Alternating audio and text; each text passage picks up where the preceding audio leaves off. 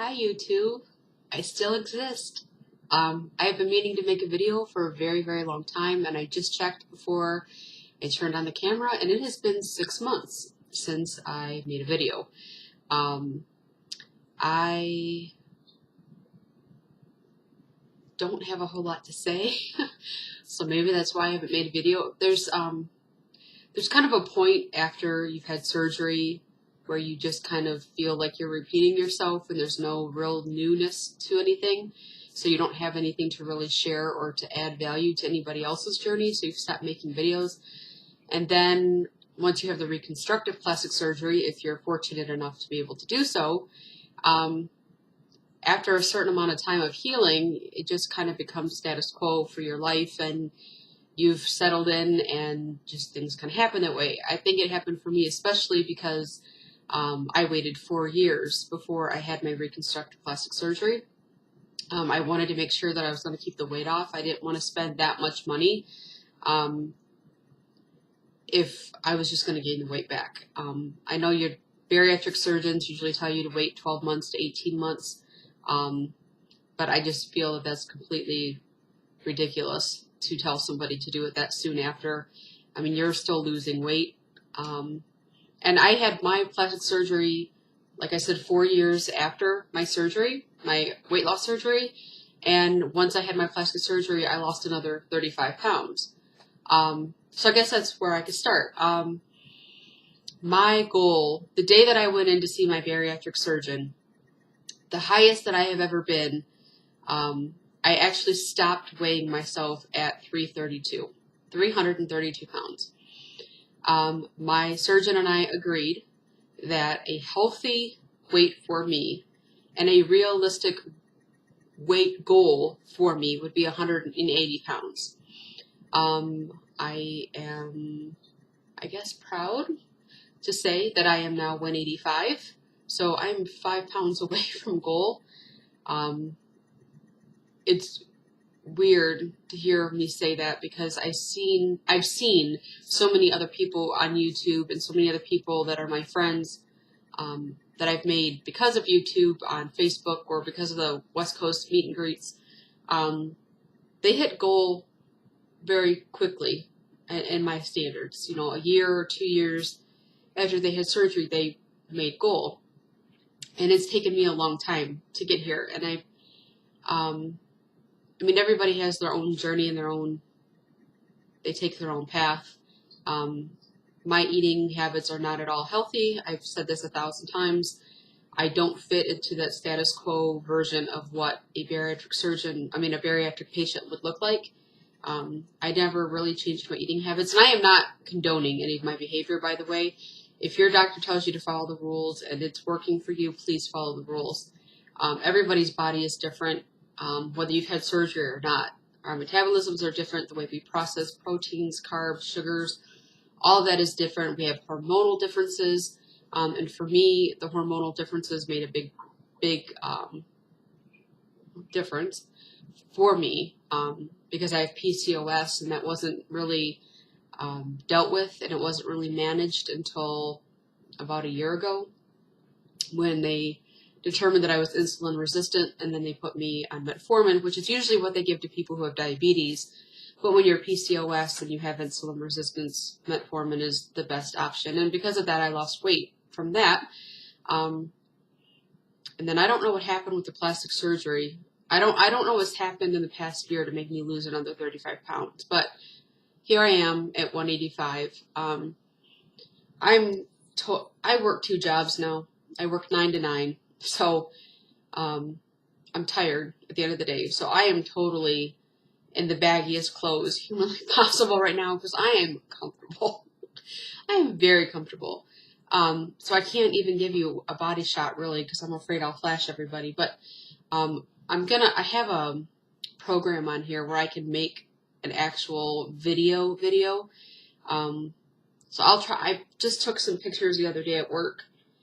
And I will try to include those in this video so that you can see what I look like now. Right after, I think because it was 6 months ago, I could show you my scars. I mean, I don't know if you can even see them anymore. You know, I'm just like my elbows are bad. See, I don't know if you can. Damn it, I can't. Okay, like you probably can't see them that well, but my elbows are still bad. Yeah, that's the worst one. So it's been a year, whatever. You know what? I might be able to show you at least the stomach scars. I don't know. You can't really see too much. Man, I look bigger for whatever reason right there than I am actually. Maybe because the camera's so close, but my scars, I have them. I probably will always have them. I've been treating them with cocoa butter every single day like you're supposed to. My plastic surgeon said that I could use those scar treatments if I wanted to, but I don't know if you know anything about the scar treatments, but you have to do them like 2 or 3 times a day. You have to do them for months on end, and they're expensive. Cocoa butter has worked fine for me. I still massage the areas. My elbows were a lot worse 2 months ago, so I think I am still healing. And I still have a lot of nerve issues. Like I can't really feel this very much. Like I could tell that there's pressure there, but I can't feel anything. It's kind of, this one's a little bit better, but there's areas on my hips that I still have some nerve issues. But for the most part, I've healed well. I am extremely curvy now. I have curves. I am no longer seeing my plastic surgeon. The last time I seen him, he was very happy with my results. He told me I have a very nice shape. I have issues with my body sometimes still because now I hate my thighs, like a lot. But isn't that kind of just the American woman kind of way? Like, we're never enough. We're never good enough. We never look good enough. We're never this status. I've said status quo a lot in this video. We're never what we're supposed to be. And I don't know who's decided who we're supposed to be, but we're never that. And it doesn't matter what you look like. You're just never that. So I'm trying to just deal with how I look. I get compliments all the time, and I believe that they're sincere now. I got a phone number today. It's not going to work. He's way too young. But I got a phone number today. So it's not that I don't think the compliments are sincere. It's just really hard to accept them, because really it all depends on how you feel about yourself. And I still have a lot of insecurities.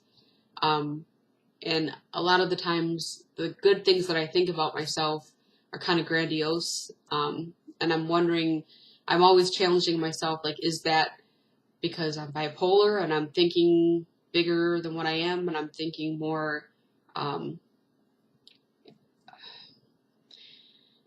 can't give you an overview of what it's like to be bipolar, but like tonight I'm manic. I'm not as manic as a lot of people get, but this for me is manic. Like everything here is really chaotic, and I've been not as stable as I should be for the past like week or so. So, it affects my thoughts a lot, and I don't know if the way I feel about myself is a result of bipolar thinking, or if it's a realistic way to view myself. And so I'm always doubting everything all the time. I have no idea where I was going with this, but at any rate, whatever. So 6 months ago, blah, blah, blah, surgeon said I was good. Because I just don't see him anymore. So, God, I don't know what the hell I'm talking about anymore. If you have questions, ask me, because I'm still getting new viewers. So apparently people are watching my videos, but I don't even know what to say anymore. I'm 185. I'm healing well. I enjoy my life. I'm way more confident than I've ever been in my entire life, which then makes me a different person than I've ever been in my entire life. Bringing up the bipolar, though, I want to remind people, because a lot of people have weight loss surgery because they're told that it's going to make all your health issues go away, and it does not. It does not. My PCOS got worse, which is why I ended up having to be on metformin, and my bipolar got much worse. I am fortunate enough that I am extremely insightful and I am extremely hyper aware of my medical issues and staying on top of my medical issues. So I'm managing everything the very, very best way that you can. And I'm not saying that to be vain or give myself credit for things I don't deserve credit for, but those two issues you really have to stay on top of all the time. And it's all these little different components of things that you have to do all the time. And it's exhausting. But if I don't do it, I'm going to fall apart and I'm not going to have a life. And I feel like I've done so much work physically and mentally and with the surgery and healing, and weight loss surgery changes your entire life, every aspect of your life. That's why so many marriages fall apart. When one person or both people have had surgery, even if it's just one person, most marriages fall apart. It just changes everything. And it's not anything great big that happens. Sometimes it's very big epiphanies, but a lot of the time it's just little things that add up. And now here I am. In March, I'll be 5 years out. I never would have thought that I would have kept the weight off this long or been this happy with who I am. But I am extremely grateful that I was able to have the weight loss surgery. I was extremely grateful that I was able to have the reconstructive plastic surgery for whatever additional enhancements or fixes that I think I should do to my body. I'm very fortunate that I've made it this far and that I've been, successful. And I say that because there's so many different levels of success. To me, and I've said this before, but to me, success is just having a healthier relationship with food. And food is just not a big issue for me anymore. It could be if I focused on it enough.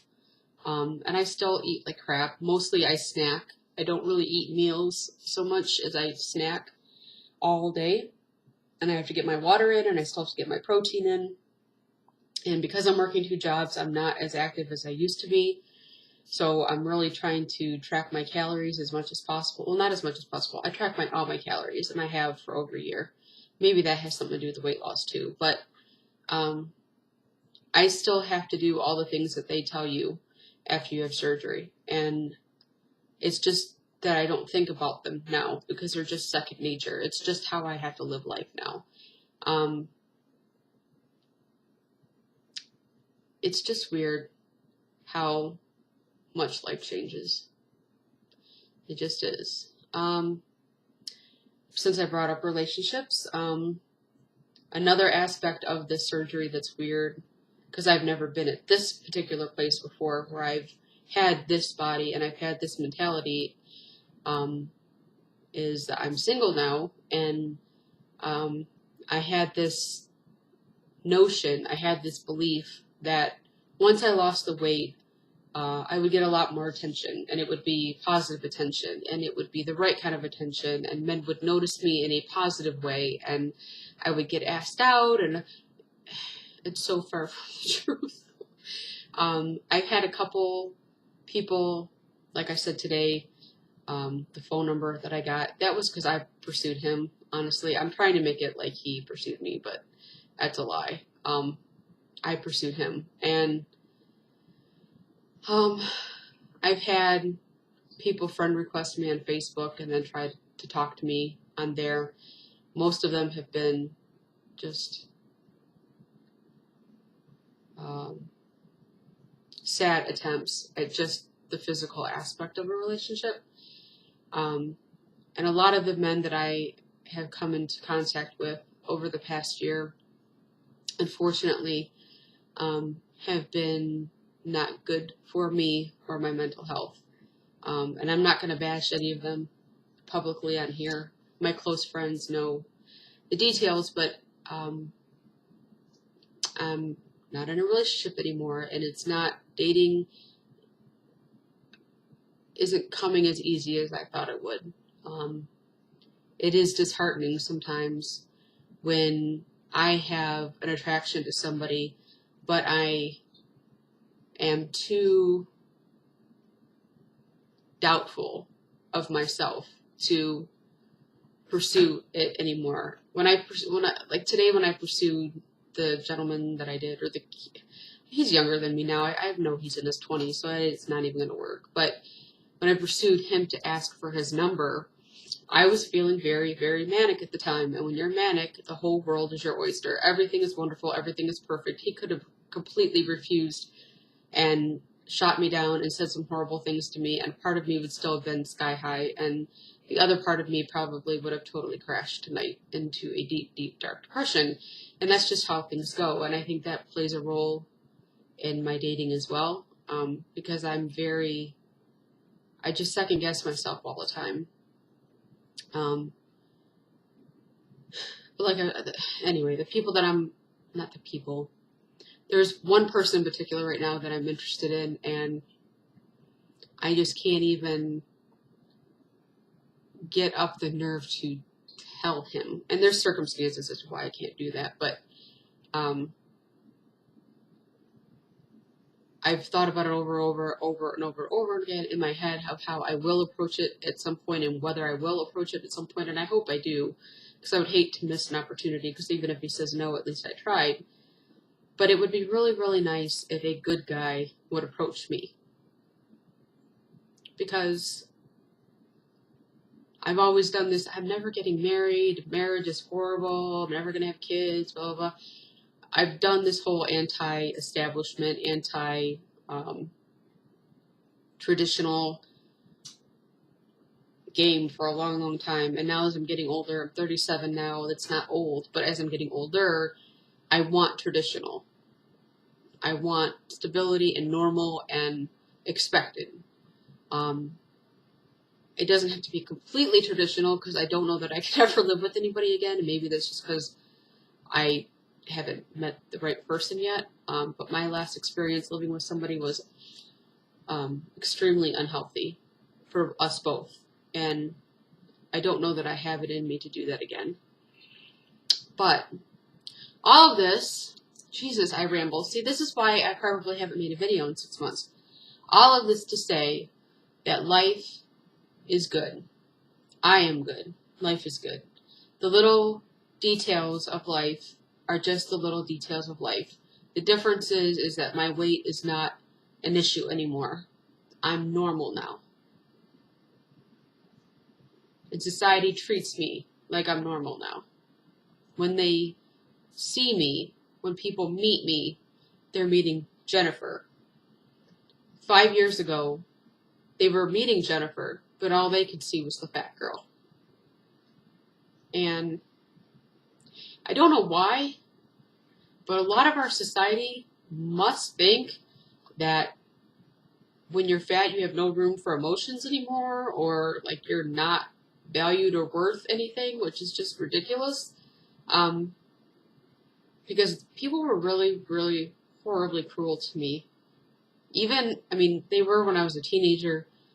It was just as bad when I got older, if not worse, because these were total strangers that knew nothing about me. I was just walking or shopping or on a date, and they were horrible.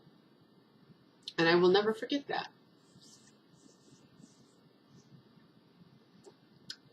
I will never forget it. So, wouldn't be a traditional Jennifer video if I didn't tear up at least once. So, there you go. There was your performance.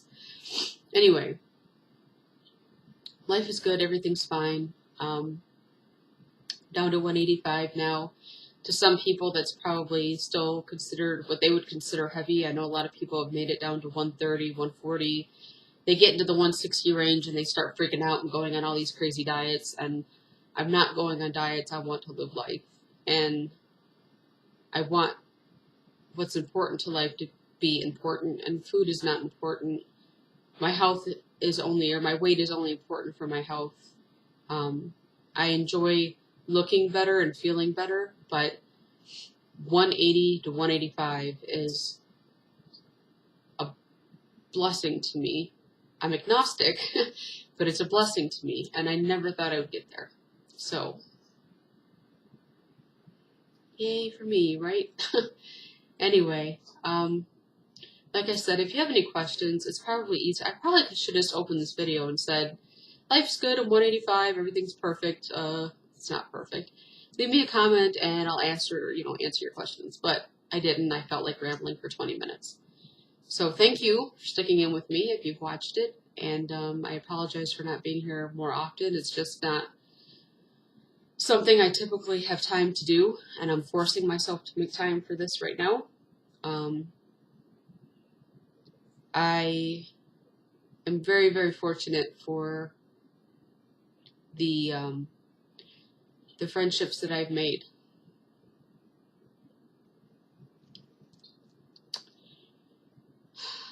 Okay, can I do this without crying?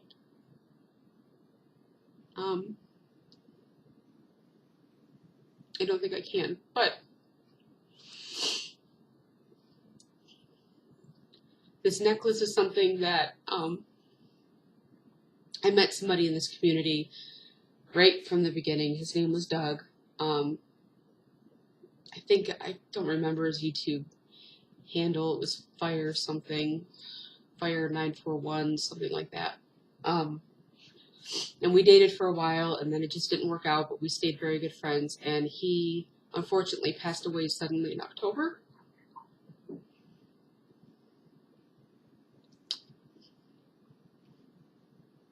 And that was very hard on me.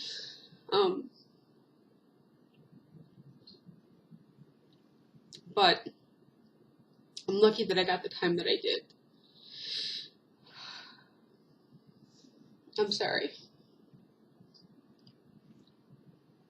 And I have a lot of good friendships that I've made because of surgery and because of people that I've connected with because of surgery. So,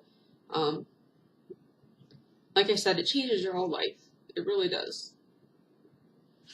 And I'm a much better person because of it. So, thank you. Sorry. It's still hard.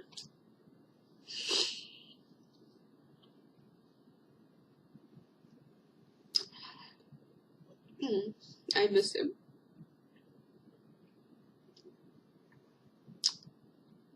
Anyway, enough of that. I start crying, I have to drink something so that I don't seem like I'm crying anymore. This is not pop, by the way. This is decaffeinated tea. Chill out. I don't drink pop.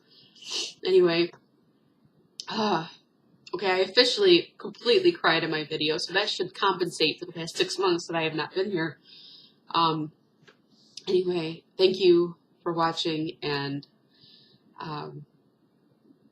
as always, I'm just being real. And sometimes real is hard, so hope you guys are all doing well.